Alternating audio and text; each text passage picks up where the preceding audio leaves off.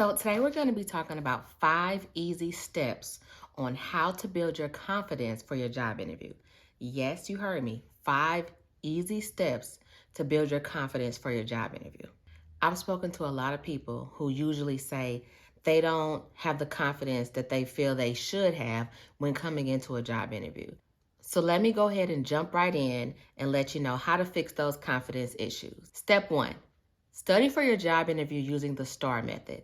The STAR method is used like a story, okay? So when you think of it like a story, that will keep you on track. That's the number one thing to help you build your confidence for your job interview is making sure you have studied the STAR method.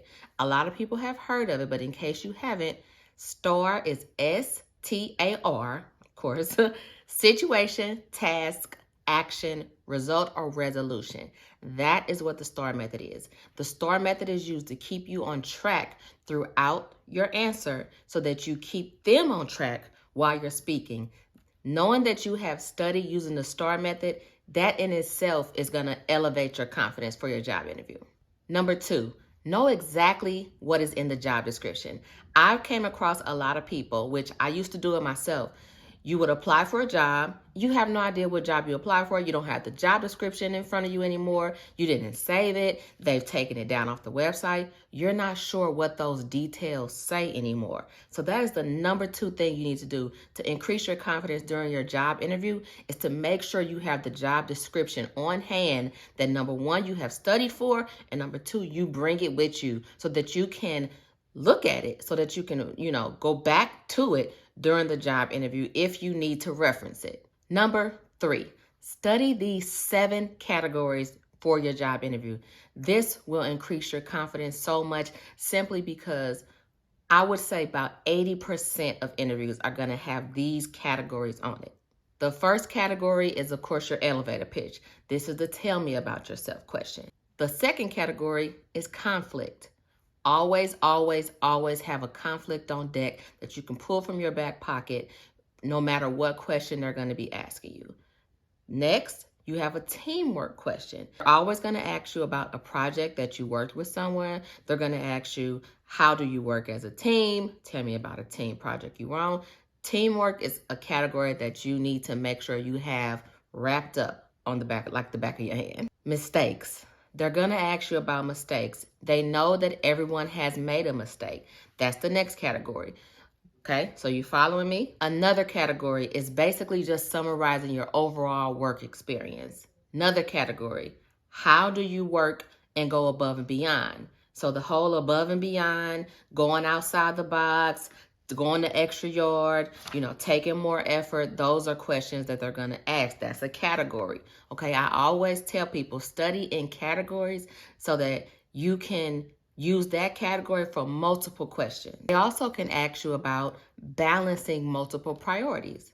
That's a category you need to think about. Think about a time where you have handled more than one project. Think about a time where you had to compete with 2 deadlines. Think about a time where you've had to accomplish more than one thing on a given day. How did you prioritize it? That's the category.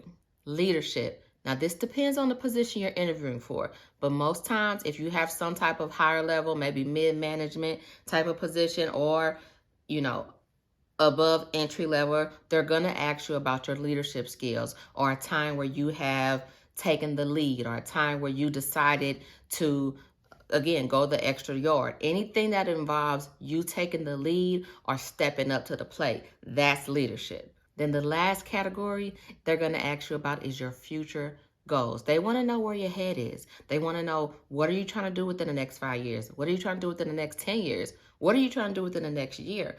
Are you happy with what you've accomplished thus far? They're going to be asking you what's going on in here. Step 4, practice your answers aloud.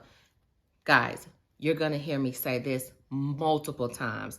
I'm never going to stop saying practice out loud, practice out loud, practice out loud, because I'm going to figure out what it is that the mouth is called, because I know everybody heard of muscle memory, but you might not have heard of the voice memory or the mouth memory or whatever it's called. But all I know is that you need to practice out loud because your mouth, your voice, your tone, everything that you practice that way is going to become familiar. It's going to become like your muscle memory, except with your mouth. So when you do that at home during your practice session, or, when you're doing a mock interview, when you do that, that's practicing out loud. And that's what I encourage you to do. It saves you so much headache. It builds your confidence because I've rehearsed this already. Step 5, I would always say, when practicing out loud, repeat it over and over and over again, because you're going to fumble through.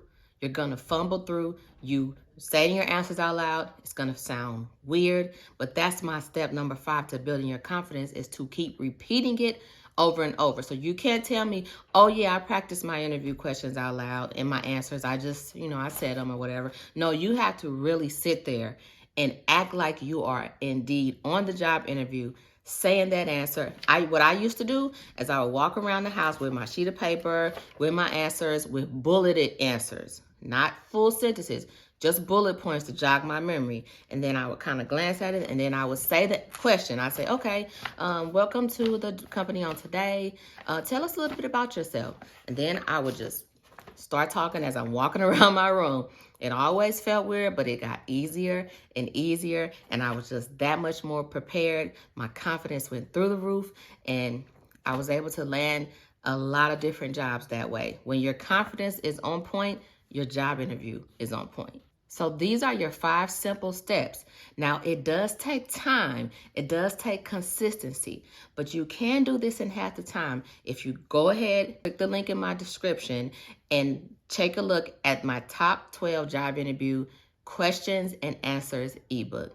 Subscribe for more. See you next time.